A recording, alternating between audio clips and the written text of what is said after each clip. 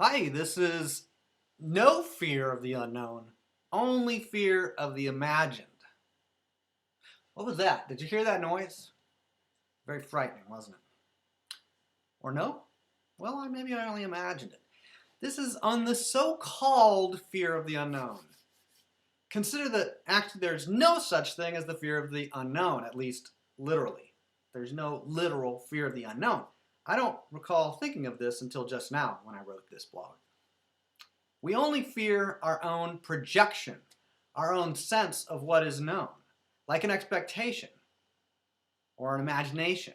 And it may be false, but even agonizing based on false premises is still agonizing, right? There's no false agonizing. There's no false activity, like there's no false glasses or false hair. You can have a wig, but it's a real wig. It's not false hair. It could be like human hair, like a weave, like it's real human hair, and it's not your hair, but it's on your head. You got the idea. So there's no false letters, there's no false words, there's no false realities. We can have an artificial limb, but it's ridiculous to say here is a false limb. There's no false limb. There's just a real fake limb that's an artificial limb. There's no such thing as a false anything. So, we may fear the unknown. There can be a real fear. But it wouldn't be a fear of the unknown, actually. I didn't even read that right. I made a mistake, okay? We may fear the known or our own imaginings, our own perceptions, our own imaginations. But the unknown can't be feared. Did you hear that? No, you can fake being afraid of the you can call it the unknown, but it's really an imagination or a projection. So we can't be afraid of the absence of something. There has to be an actual presence of something to bring about fearing. We can terrify ourselves with our thoughts of the implications of the absence of something, but it's the thinking that produces the terror. To me, precision in the words makes a huge difference. Otherwise, it's all nonsense, all empty and meaningless, and one is stuck there in the fear of the so-called unknown, which is not really the unknown. It's a fearing produced through some process of agonizing or thinking or a creative process. So, actually, we're not even stuck in meaninglessness. To call something meaningless is like calling something false. We can apply any meaning we choose. It can have any meaning. It's not meaningless. It's unlimited in the meanings that can be associated with it. Like the word false, that could mean different things. Or nothing. Or something. So we can apply any meaning we choose, or we can create any meaning. None are fundamentally more valid than any other. I think of like in math, you have x. How did I do that? X.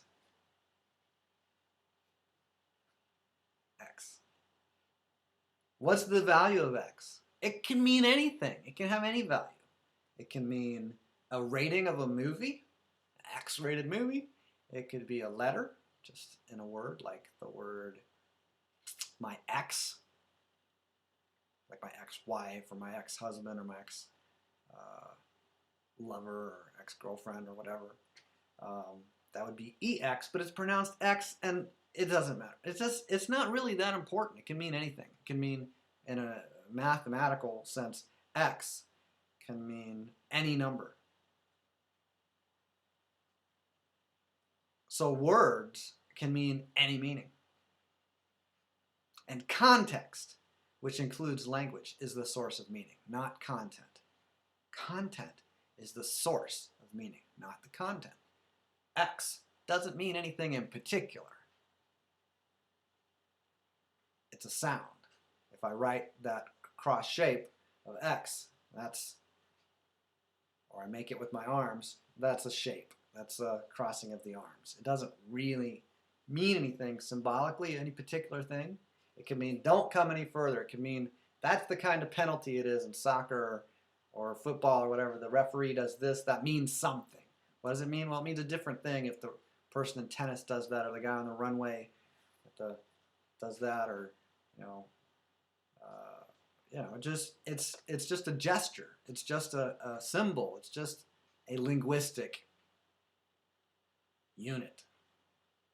It's just a movement. It's just a way of holding the arms. That's what it is. It's an X. Make an X with your arms. Okay. What does it mean? It could mean anything. Can you fear the unknown? No, you can fear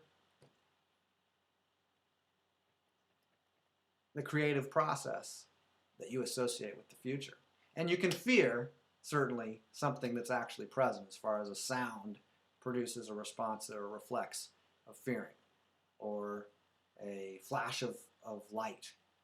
Lots of things can produce fear. There's real fear. There's no false fear. All right. Hope you liked it. Wow.